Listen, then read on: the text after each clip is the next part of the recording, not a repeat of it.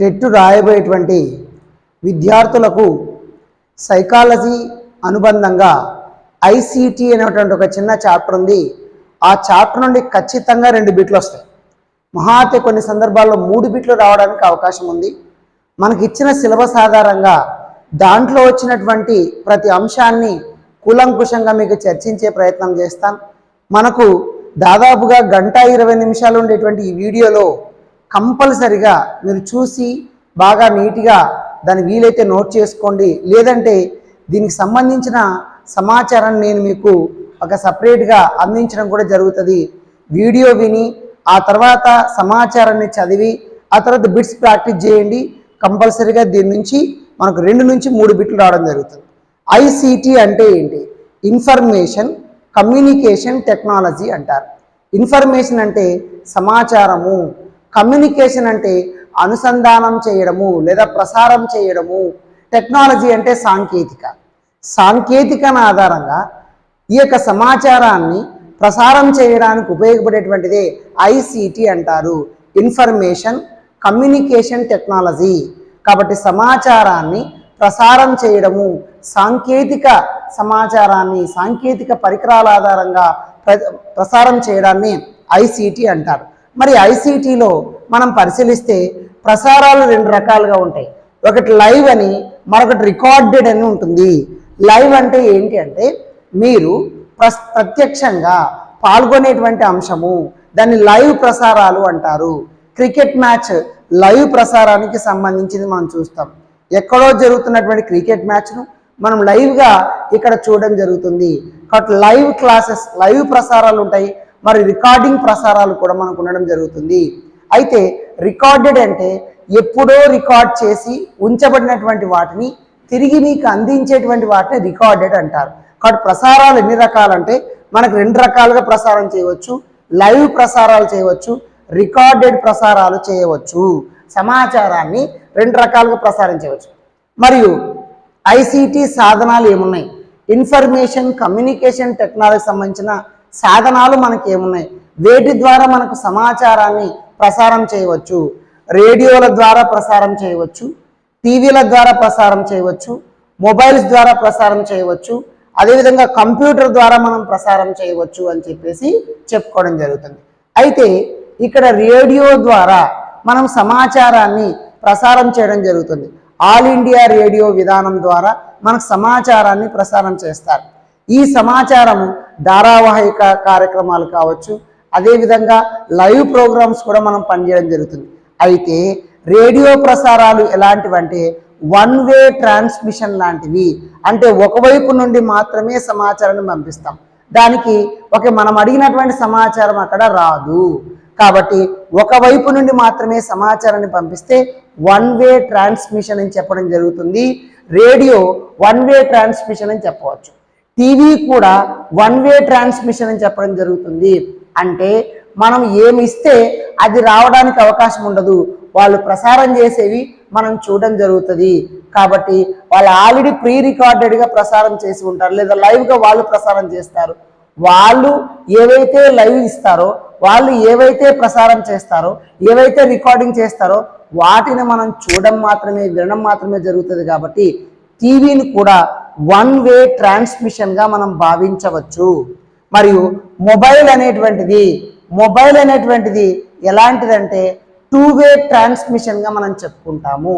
మనము ఏదైతే టైప్ చేస్తామో దానికి అనుగుణంగా రెస్పాండ్ అవుతుంది. కాబట్టి మొబైల్ అనేటువంటిది 2 వే ట్రాన్స్మిషన్ అవుతుంది. మనము సమాచారం అందులో ఇవ్వవచ్చు, అది కూడా మనకు సమాచారం ఇవ్వడం జరుగుతుంది. కాబట్టి మొబైల్ ద్వారా మనం సమాచారం ఇస్తాం, అది కూడా మనకు సమాచారం ఇవ్వడం జరుగుతుంది. కాబట్టి దాన్ని 2 వే ట్రాన్స్మిషన్ అని చెప్పడం జరుగుతుంది. కంప్యూటర్ కూడా 2 వే ట్రాన్స్మిషన్ అని చెప్పేసి మనకు చెప్పడం జరుగుతుంది. కాబట్టి రేడియో 1 వే ట్రాన్స్మిషన్, టీవీ ఆల్సో 1 వే ట్రాన్స్మిషన్, తర్వాత మొబైల్ కానీ కంప్యూటర్ కానీ 2 వే ట్రాన్స్మిషన్గా మనం చెప్పుకోవడం జరుగుతుంది. మనము కంప్యూటర్ ద్వారా సమాచారాన్ని అందించవచ్చు, మొబైల్ ద్వారా సమాచారాన్ని అందించవచ్చు. ఇప్పుడు నేను మీకు సమాచారాన్ని మొబైల్ ద్వారా అందించడం జరుగుతుంది. కాబట్టి అదేమవుతుందంటే 2 వే ఒకే ట్రాన్స్మిషన్గా మనం చెప్పుకుంటాం. మరి ఇక్కడ కంప్యూటర్లో మనం పరిశీలిస్తే మనకు పరిశీలించినప్పుడు మోడమ్ అనేది ఒకటి ఉంటుంది, వైఫై అనేటువంటిది ఒకటి ఉంటుంది. మోడమ్ అంటే మాడ్యులేషన్ అండ్ డిమాడ్యులేషన్ అంటారు. మోడమ్ అంటే మాడ్యులేషన్ అండ్ డిమాడ్యులేషన్ అంటారు. కాబట్టి మోడమ్ అనగానే ఏమంటాడు, మాడ్యులేషన్ అండ్ డిమాడ్యులేషన్ అంటారు. మనము నెట్ కనెక్షన్ ఇవ్వడానికి ఒక చిన్న ప్లగ్ లాగా ఉంటుంది, దాంట్లో సిమ్ పెట్టేసి మనకు ఆ సిమ్ ద్వారా ఆ నెట్ కనెక్షన్ మనం కంప్యూటర్కి అందించేటువంటి ప్రయత్నం చేయవచ్చు. దాన్ని మోడమ్ అంటారు. మరియు అక్కడి నుంచి అదొక రకంగా మనకు కనెక్షన్ ఇవ్వచ్చు కంప్యూటర్కి. మరి వైఫై అంటే ఏంటి అని క్వశ్చన్ అడడానికి అవకాశం ఉంది. వైర్లెస్ ఫిడిలిటీ అంటారు. వైఫై అంటే వైర్లెస్ ఫిడిలిటీ అంటారు. కాబట్టి వైఫై అని మనం ప్రతిరోజు వాడుతుంటాం. దీన్ని వైర్లెస్ ఫిడిలిటీ అని wifi full form. Modulation and demodulation అని మోడమ్కి వచ్చేసి ఫుల్ ఫామ్గా మనం చెప్పుకోవడం జరుగుతుంది.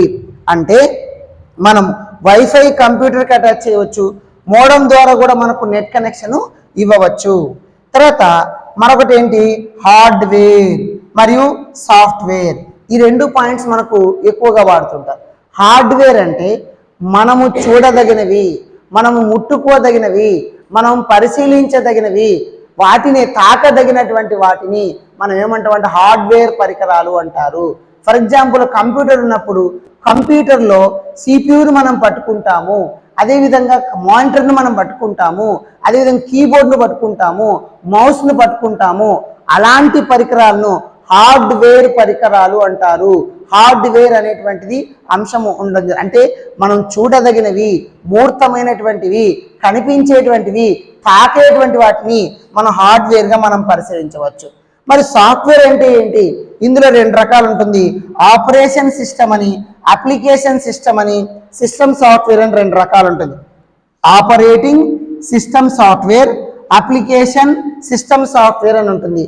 మీరు బాగా పరిశీలిస్తే కంప్యూటర్లో మనకు సి డ్రైవ్ అని, డి డ్రైవ్ అని, ఈ డ్రైవ్ అని ఉంటుంది. మీరు బాగా పరిశీలించండి. సి డ్రైవ్లో మనం ఎలాంటి అంశాలు ఉంటాయంటే మనం ఏమీ పెట్టడానికి అవకాశం లేదు. ఆ కంప్యూటర్ ఎలా పని చేయాలో దానికి కావలసినటువంటి సాఫ్ట్వేర్ అంతా ఇందులో ఎక్కించి ఉంటుంది. ఎలా పని చేయాలి, ఎలా ఆపరేటింగ్ అవుతుంది అనేటువంటి దాన్ని సి డ్రైవ్లో పెడతారు. కాబట్టి దీన్ని ఆపరేటింగ్ సిస్టమ్ సాఫ్ట్వేర్ అంటారు. సి డ్రైవ్లో ఆపరేటింగ్ సిస్టమ్ సాఫ్ట్వేర్ను పెట్టడం జరుగుతుంది. మరియు అప్లికేషన్ సిస్టమ్ సాఫ్ట్వేర్ మనకు కావలసినటువంటి సమాచారాన్ని పొందుపరచడానికి, మనకు కావలసిన సమాచారాన్ని తీసుకోవడానికి డి డ్రైవ్, ఈ డ్రైవ్లో పెట్టడం జరుగుతుంది. కాబట్టి మనకు కావలసినటువంటి ఇన్ఫర్మేషన్, అందుకే డి డ్రైవ్లో ఉన్న ఇన్ఫర్మేషన్ను తొలగించవచ్చు, మళ్ళీ కొత్త ఇన్ఫర్మేషన్ పెట్టవచ్చు. ఈ డ్రైవ్ ఇన్ఫర్మేషన్ తొలగించవచ్చు, కొత్త ఇన్ఫర్మేషన్ పెట్టవచ్చు. కానీ సి డ్రైవ్లో మాత్రము ఇన్ఫర్మేషన్ ఆల్రెడీ ఉంటుంది, లేదా మనం దాన్ని ఇన్స్టాల్ చేస్తున్నాము, అది ఉంటేనే కంప్యూటర్ పనిచేస్తుంది. కాబట్టి దాన్ని ఆపరేటింగ్ సిస్టమ్ సాఫ్ట్వేర్ అంటారు. డి డ్రైవ్, ఈ డ్రైవ్ అనేటువంటిది అప్లికేషన్ సిస్టమ్ సాఫ్ట్వేర్ అంటారు. కంప్యూటర్ల ద్వారా అనేక రకాలుగా అప్లికేషన్స్ను మనం వాడడం జరుగుతుంది. కాబట్టి ఏదైనా సరే రాయడం కానీ, తర్వాత వీడియోలు చూడడం కానీ, వీటన్నిటినీ కూడా అప్లికేషన్ సిస్టమ్ సాఫ్ట్వేర్ ద్వారానే మనం చూసుకుంటాం. కాబట్టి మనకు అవసరమైనటువంటివి ఉండేటువంటి దాన్ని అప్లికేషన్ అంటారు. ఆల్రెడీ కంప్యూటర్ పని చేయడానికి ఉపయోగపడిన దాన్ని ఆపరేటింగ్ సిస్టమ్ సాఫ్ట్వేర్ అని చెప్పడం జరుగుతుంది. కాబట్టి మనకు ప్రసారాలు ఎన్ని రకాలంటే రెండు రకాలు. లైవ్ ప్రసారాలు ఉంటాయి, రికార్డింగ్ ప్రసారాలు ఉంటాయి. తర్వాత ఐసిటి సాధనాలు ఏముంటాయంటే రేడియో, టీవీ, అదేవిధంగా మనకు మొబైలు, కంప్యూటరు, ఇవి మనకు ఐసిటి సాధనాలుగా వాడడం జరుగుతుంది. ఈ యొక్క రేడియో అనేది వన్ వే ట్రాన్స్మిషన్, అదేవిధంగా టీవీ కూడా వన్ వే ట్రాన్స్మిషన్. వాళ్ళు ప్రసారం చేసినటువంటి అంశాలను మనం చూడడానికి అవకాశం ఉంటుంది, కానీ మనం ఇచ్చేటువంటి అంశాలను అక్కడ ప్రసారం చేయడానికి అవకాశం ఉండదు. కాబట్టి అవి అంటాం. తర్వాత మొబైల్ కానీ కంప్యూటర్ కానీ టూ వే ట్రాన్స్మిషన్ అంటారు. మనం మొబైల్ ద్వారా మనం సమాచారాన్ని మీకు అందచేయడం జరుగుతుంది. కంప్యూటర్ ద్వారా కూడా నేను సమాచారాన్ని మీకు అందిస్తున్నాను. నేను కంప్యూటర్ ద్వారా వేరే వాళ్ళు ఇచ్చే సమాచారాన్ని నేను చూడగలుగుతున్నాను, మొబైల్ ద్వారా కూడా చూడగలుగుతున్నాను, నేను మీకు అందించగలుగుతున్నాను. కాబట్టి దీన్ని 2-వే ట్రాన్స్మిషన్ అని చెప్పడం జరుగుతుంది. మోడమ్ అనేటువంటిది ఇంటర్నెట్ కనెక్షన్కు, వైఫై అనేది కూడా ఇంటర్నెట్ కనెక్షన్కు ఉపయోగపడతారు. మోడమ్ అంటే మాడ్యులేషన్ అండ్ డిమాడ్యులేషన్, వైఫై అంటే వైర్లెస్ ఫిడిలిటీ అని చెప్పడం జరుగుతుంది. ఇవి మనం ఐసీటీ సాధనాలుగా వాడతాం. అదేవిధంగా హార్డ్వేర్, సాఫ్ట్వేర్, కంటికి కనిపించేటువంటి వాటిని మనకు హార్డ్వేర్ పరికరాలు అంటారు. సాఫ్ట్వేర్లో వచ్చేసి మనం తీసుకుంటే operating system software, application system software అని రెండు ఉంటాయి.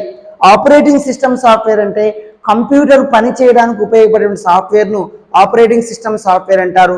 అప్లికేషన్ సిస్టమ్ సాఫ్ట్వేర్ అంటే మనం ఏదైతే కావాలనో అలాంటి అంశాలను పొందుపరచడానికి డి డ్రైవ్, ఈ డ్రైవ్లో అప్లికేషన్ సిస్టమ్ సాఫ్ట్వేర్ అనేది ఉంటుంది. తర్వాత మన కంప్యూటర్కి కొన్ని లక్షణాలు ఉంటాయి. కంప్యూటర్కి మనం వీటిని బట్టి కొట్టాల్సిన పని లేదు, చూడగానే అర్థమవుతుంది.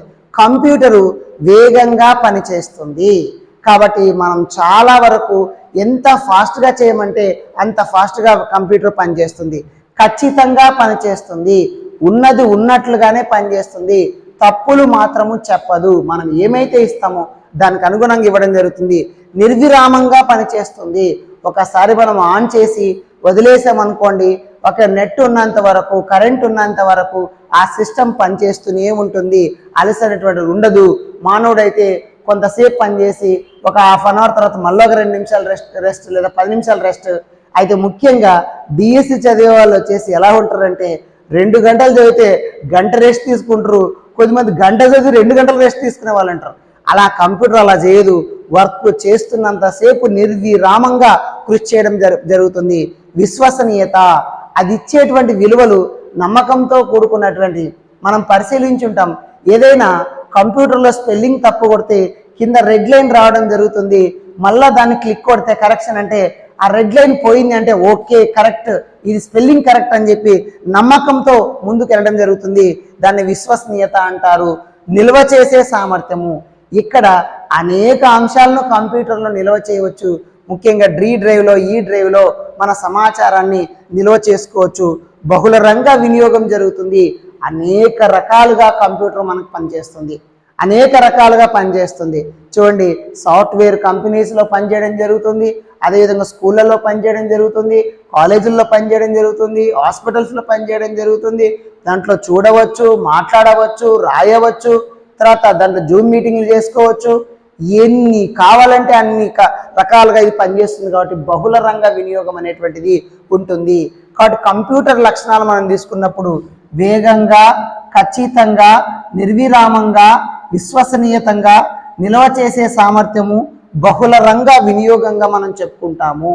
కాబట్టి గుర్తించుకోండి, వేగంగా, ఖచ్చితంగా, అదేవిధంగా నిల్వ చేసే సామర్థ్యం ఉంటుంది, బహుళ రంగంగా ఉపయోగపడుతుంది, తర్వాత నిర్విరామంగా పనిచేస్తుంది, విశ్వసనీయత ఉంటుంది.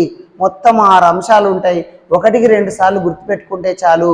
వేగంగా, ఖచ్చితంగా, నిర్విరామంగా, విశ్వసనీయతగా, అదేవిధంగా నిల్వ చేసే సామర్థ్యము, బహుళ రంగ వినియోగం అనేటువంటిది కంప్యూటర్ ద్వారా మనం చేయవచ్చు అని చెప్పేసి చూసుకోవచ్చు. ఇది మనకు ఫస్ట్ ఏం చెప్పుకున్నామంటే ప్రసారాలు ఎన్ని రకాలు చెప్పుకున్నాం. 1 లైవ్ అని, 2 రికార్డెడ్ అని.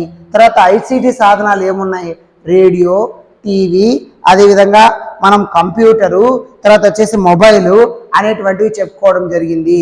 ఈ యొక్క కంప్యూటర్లో సాఫ్ట్వేర్, హార్డ్వేర్ అనేటువంటివి ఉంటాయి. సాఫ్ట్వేర్ అంటే మనము కనిపించినటువంటి అంశాలు ఉండేటువంటి సాఫ్ట్వేరు. దాంట్లో మనకు ఆపరేటింగ్ సిస్టమ్ సాఫ్ట్వేర్ అని, అప్లికేషన్ సిస్టమ్ సాఫ్ట్వేర్ అని ఉంటుంది.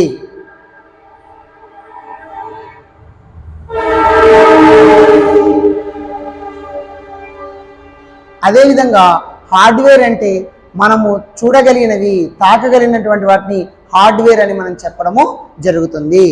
తర్వాత ఇక్కడ మనకు చాలా ఇంపార్టెంట్, ఇది కంపల్సరిగా టెట్కి వచ్చేటువంటి బిట్టు. ఒక బైట్ ఎన్ని బిట్స్తో సమానం అంటే 8 బిట్స్తో మనకు ఒక బైట్ అని చెప్పడం జరుగుతుంది. అదేవిధంగా మనకు 1024 బైట్స్ ఒక కిలో బైట్గా మనం చెప్పుకోవడం జరుగుతుంది. 1024 కిలో బైట్స్ 1 మెగాబైట్స్గా చెప్పుకోవడం జరుగుతుంది. 1024 మెగాబైట్స్ గిగాబైట్స్గా చెప్పుకోవడం జరుగుతుంది. 1024 గిగాబైట్స్ 1 టెరాబైట్స్గా చెప్పుకుంటారు. తర్వాత 4 బిట్స్ ఒక నిబిల్ అని చెప్పడం జరుగుతుంది. ఇక్కడ మీరు పరిశీలిస్తే ఏం మనకు కనిపిస్తున్నాయి, బైట్స్ కిలో బైట్స్గా మారాయి, కిలో బైట్స్ మెగాబైట్స్గా మారడం జరిగింది. అదేవిధంగా మెగాబైట్స్ గిగాబైట్స్గా మారడం జరిగింది, గిగాబైట్స్ టెరాబైట్స్గా మారడం జరిగింది. అంటే ఇక్కడ ఏం చూసుకోవాలి అంటే bytes, kilobytes, megabytes, gigabytes, terabytes. ఇక్కడ చూడండి కిలోబైట్స్, కిలోబైట్స్, తర్వాత వచ్చేసి మనకు మెగాబైట్స్, మెగాబైట్స్, తర్వాత గిగాబైట్స్, గిగాబైట్స్, తర్వాత టెరాబైట్స్ అని చెప్పేసి మనం చూసుకోవాలి. అంటే 1024 బైట్స్ ఒక కిలోబైట్స్, 1024 కిలోబైట్స్ ఒక మెగాబైట్, 1024 కిలోబైట్స్ ఒక గిగాబైట్, 1024 గిగాబైట్స్ ఒక టెరాబైట్గా మనం చెప్పడం జరుగుతుంది. కాబట్టి ఇక్కడ కిలో, మెగా, గిగా, టెరా అనే పాయింట్ మనం గుర్తుపెట్టుకుంటే చాలు. ఇక్కడ చూడండి కీమోగీట, కిమోగీట అనేటువంటి పదాలు మీరు గుర్తుపెట్టుకున్నా చాలు. కీమో అనేటువంటిది కిమోథెరపీ మనకు తెలుసు, గిటారా, గిటారా అని గుర్తుపెట్టుకోండి. కిమోగీట, కిమోగిటారా, కిమోగిటారా, కిమోగీట, కి గీట, గీట, గీత లేదా గీత గుర్తుపెట్టుకోండి. కిమోగీట అని గుర్తుపెట్టుకుంటే చాలు. కాబట్టి కి అంటే మనకు కిలో అని, మే అంటే మెగో అని, గి అంటే గిగా అని, టెరా. కాబట్టి కిమోగీత గుర్తుపెట్టుకున్నా చాలు. అంటే 1024 బైట్స్ ఒక కిలోబైట్ అవుతుంది, 1024 కిలోబైట్స్ ఒక మెగాబైట్ అవుతుంది, 1024 మెగాబైట్స్ ఒక గిగాబైట్ అవుతుంది, 1024 గిగాబైట్స్ ఒక టెరాబైట్ అవుతుంది. కాబట్టి కీమోగీత, కీమోగీత గుర్తుపెట్టుకుంటే చాలు. కీమోగీత, గీత, టెరా, టెరా అని మనం చెప్పుకోవచ్చు. ఇవి కంపల్సరీగా బిట్లు అడుగుతారు. 4 బిట్స్ ఒక నిబిల్ అంటారు, ఒక నిబిల్ అని చెప్పడం జరుగుతుంది. ఇది మనకు ఐసీటీలో ఒక ఫస్ట్ పార్ట్గా మనం డివైడ్ చేసుకున్నాం. దాదాపుగా 6 పార్ట్లుగా ఉంటాయి. ఒక్కొక్క పార్ట్ను నీట్గా మనం నేర్చుకుంటే సింపుల్గా అక్కడ మనం మార్క్ తెచ్చుకోవచ్చు. దీనికి అనుగుణంగా ఉన్న బిట్స్ కూడా ఉన్నాయి. వాటిని ఒకసారి మీరు ప్రాక్టీస్ చేస్తే కూడా ఒక ఐసీటీకి సంబంధించిన 2 మార్కులు మీ దగ్గర ఉండేటువంటి ప్రయత్నము చేస్తారు.